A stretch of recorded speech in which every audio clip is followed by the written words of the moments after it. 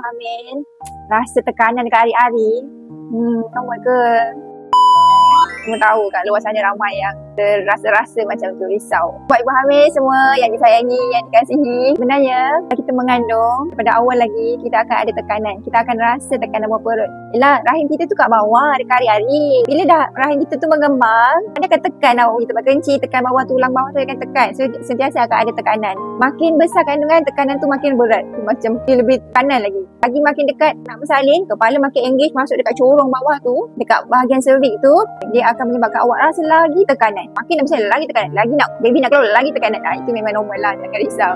Tenang, bersabar, lalui hidup ni dengan tenang. Kalau rasa sakit sangat, rehat. Kalau rasa tekanan tu makin mencucuk-cucuk, cuba baring, rehat. Jangan berdiri sangat, dia angkat berat. Tengok dia okey tak. Kalau tekanan tu terlalu mengganggu kita, jumpalah doktor. Okay, boleh jadi ada jangkitan kuman, tempat kencing ke, masalah keputihan ke, ataupun ada masalah ketegangan otot pada bahagian bawah tu ke, mungkin macam-macam lagi. So, kalau awak rest, dia okey, so tak perlu risau. Tunggu baby awak keluar. Bila baby dah keluar, akan hilanglah rasa sakit tu, insyaAllah. Semoga manfaat, semoga dapat sesuatu.